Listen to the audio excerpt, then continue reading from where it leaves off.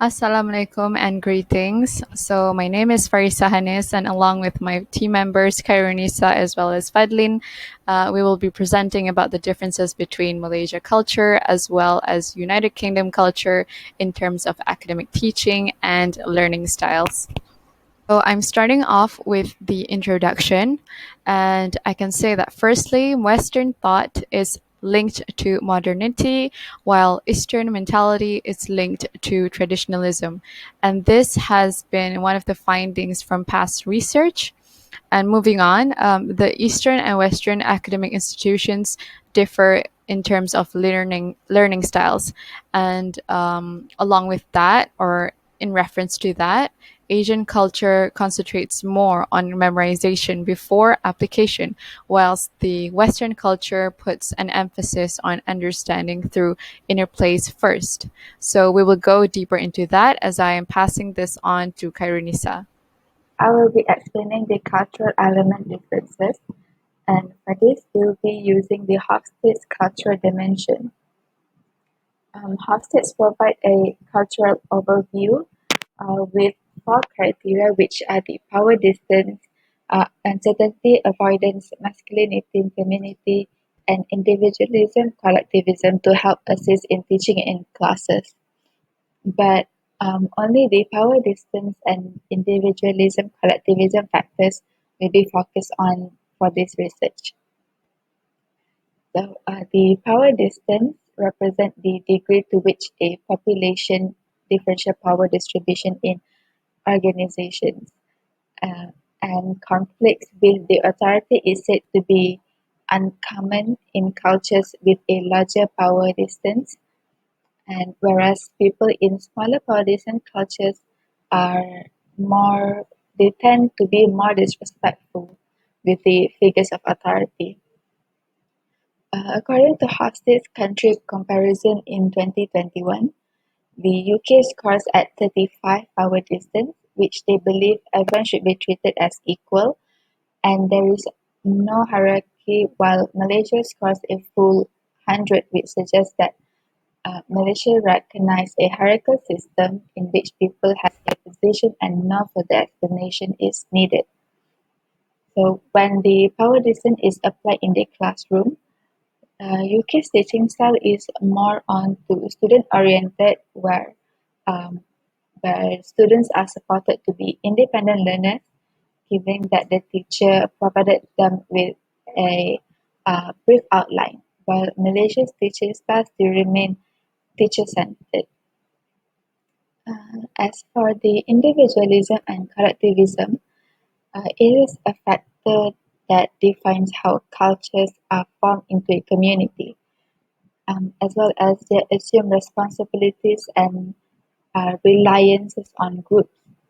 Individualism implies a stronger emphasis on achieving personal objectives. So, in this classification, an individual self is identified as I, while collectivism implies a larger emphasis on the group's interests and well-being. So for this classification, an individual self is described as we. So the UK scores 89 and is one of the highest scores for individualists. They believe that they are supposed to make their own life choices and decisions and think for themselves. Meanwhile, Malaysia scores 26, which makes Malaysia a collectivist society. Uh, um, Individuals in collectivist culture belong to in-groups who will look after them uh, in return for loyalty. Next, I will pass to Fadlin. Okay, hi, I'm Fadlin and I'll be explaining about the differences in the teaching and learning system between Malaysia and UK. I would say that the main difference between the two education systems is that one uses a teacher-centered classes and the other uses a student-centered classes. In Malaysia's education system, the teacher is the only authority, so his or her words are not to be questioned. And this leads the learning tends to happen in a one-way direction. And most times, students are not expected to speak up in class or respond to the questions that the teachers ask. Therefore, most of the questions in classes are rather rhetorical. And even if there are questions being asked, those questions are usually brought up for the teachers to answer. And this leads to a less motivation for the students to be active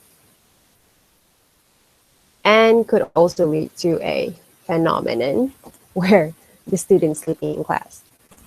On the contrary, the students of the UK education system participates more in class and is encouraged to be more independent in their learning.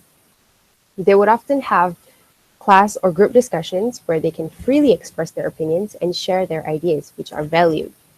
Hence, it leads the students to feel an ownership to learning whatever that they learn in class. And this way students also listens to others' ideas.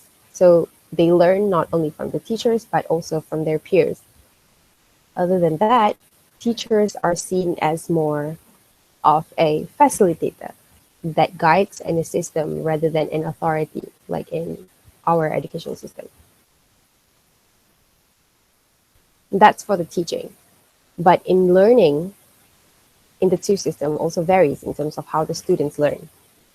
In Malaysia, the prime focus of learning is on the exams and grades. As we all know, our country's education system heavily relies on book learning and examinations, and is also noted in some researchers in the past that in Eastern world, knowledge is mainly book-based and students learn by memorizing facts.